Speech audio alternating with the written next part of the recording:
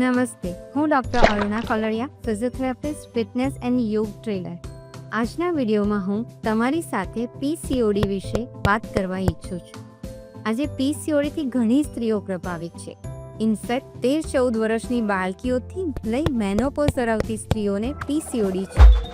પરંતુ ઘણી વખત તેની જાણકારી ન હોવાને કારણે પીસીઓડીનું પ્રમાણ વધી રહ્યું છે. તો પીસીઓડી છે શું? પોલિસિસ્ટિક ઓવેરિયન ડિસઓર્ડર, જે હોર્મોનલ ઇમ્બેલેન્સના કારણે થતો હોય છે. બે હોર્મોન, એન્ડ્રોજન અને ઇન્સ્યુલિન. એન્ડ્રોજન, જેનું મુખ્યત્વે પુરુષોમાં જોવા મળતો આ હોર્મોન, જેનું પ્રમાણ સ્ત્રીઓના ઓવરીઝ કે બ્લડમાં વધી જવાના કારણે ઇનમેચ્યોર એગ પ્રોડ્યુસ થાય છે, જે ઓવરીઝમાં કલેક્ટ થાય છે, જે સિસ્ટ જેવા દેખાતા હોવાથી તેને પોલિસિસ્ટિક ઓવેરિયન ડિસઓર્ડર કહેવામાં આવે છે, જેથી માસિક અનિયમિત થતું હોય છે.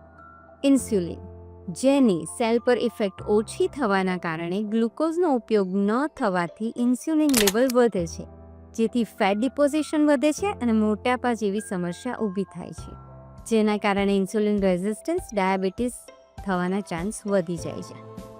પીસીઓડીના મુખ્ય લક્ષણ: ઇરેગ્યુલર પીરિયડ્સ, જેના કારણે ઇન્ફર્ટિલિટી એટલે કે પ્રેગ્નન્સી રાખવામાં તકલીફ પડવી, ચહેરા પર વધારે વાળ, ઓઇલી સ્કિન, પિમ્પલ્સ વધારે થવા, વજન વધવું, વધ્યા પછી ઘટાડવું મુશ્કેલ, ડાયાબિટીસ, ઇન્સ્યુલિન રેઝિસ્ટન્સ.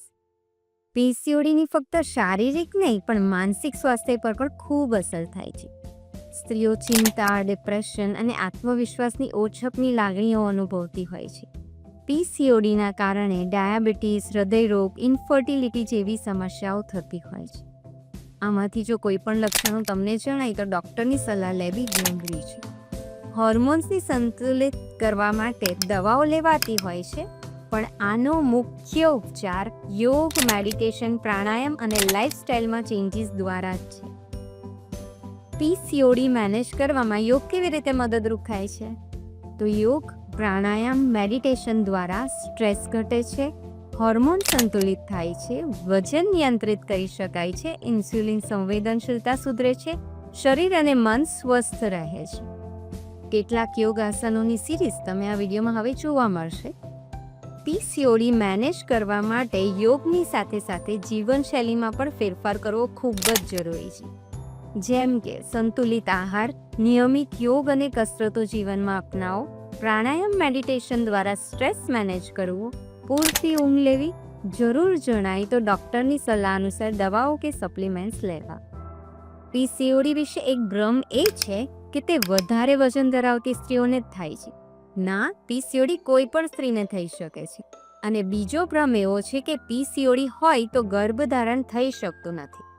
યોગ્ય ઉપચારથી ગર્ભધારણ થાય છે.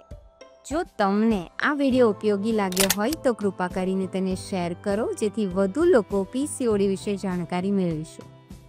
Thank you.